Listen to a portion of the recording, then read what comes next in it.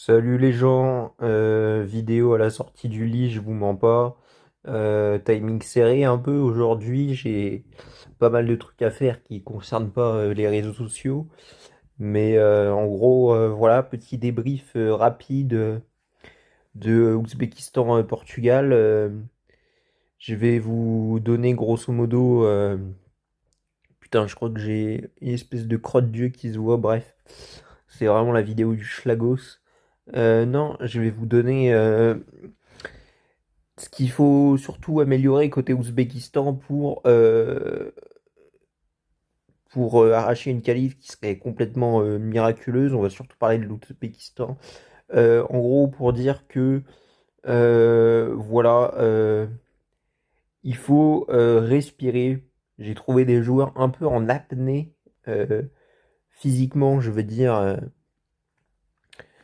Contre le Portugal, voilà, je trouvais que c'était des joueurs qui avaient du mal à prendre leur respiration au moment des sorties de balles, des sorties en touche et en corner. Donc voilà, je pense qu'il faut ce que propose l'Ouzbékistan, du moins sur le peu que j'ai vu du match face à la Colombie, qui est un des seuls matchs que j'ai raté pour l'instant, et sur ce que j'ai vu face au Portugal. Voilà, ce qu'elle propose, c'est cohérent, donc il faut qu'ils aient confiance en eux. Et même si c'est leur première Coupe du Monde, et je sais que c'est pas facile, c'est toujours plus facile derrière un écran, mais c'est cohérent ce qu'ils proposent, donc il faut se faire confiance, s'envoyer une grande tape dans l'épaule, et on y va, c'est parti. Deuxième point, euh, il y a des bons contrôleurs de balles dans cette équipe, vraiment. Et donc, par moment, face au Portugal, ils avaient l'opportunité de trouver trois quatre passes qui vraiment cassaient des lignes et de trouver un peu plus de profondeur parce que le Portugal était un peu gêné au milieu de terrain dans l'axe. Euh, et voilà, je pense que voilà, ces trois quatre passes, il faut pas hésiter à les prendre. Voilà, je comprends qu'ils soient sur une réserve parce que ils ont peur voilà, de perdre un ballon et de se faire prendre dans le dos, évidemment.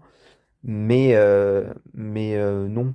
Voilà, je pense qu'il faut les tenter et encore plus pour aller chercher une qualif qui serait quand même miraculeuse, puisqu'il faudrait que l'Ouzbékistan gagne avec pas mal de buts, sans doute, et espère que voilà, d'autres équipes encaissent pas mal de buts.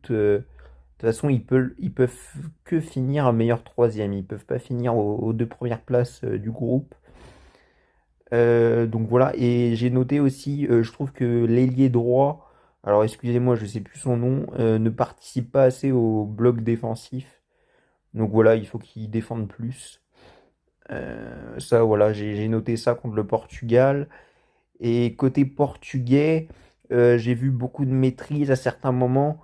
C'était même assez impressionnant par tranche de 5 minutes. Mais je trouve que c'est une équipe qui vit beaucoup sur son talent individuel. Euh, donc j'ai quelques inquiétudes quand même pour la suite de la compétition, quelques inquiétudes que je ne saurais pas vraiment formuler ultra concrètement. Mais je sens une équipe qui, voilà.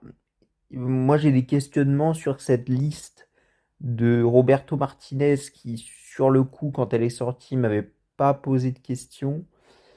Euh, Après le match face au Congo, je m'en suis posé un peu plus.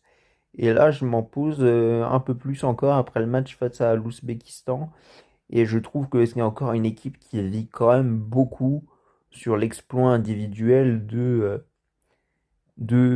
Cristiano, mais aussi d'un certain Nuno Mendes et dans une moindre mesure de Joao Cancelo. Donc voilà. Et le truc qui pourrait faire qu'il sorte la tête de l'eau, c'est un meilleur Bruno Fernandes.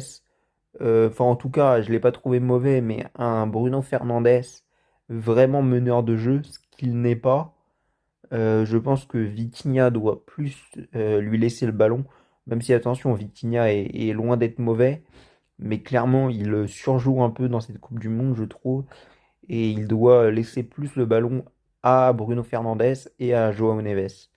Donc voilà mes analyses sur Ouzbékistan, Portugal. Voilà, passez une bonne journée.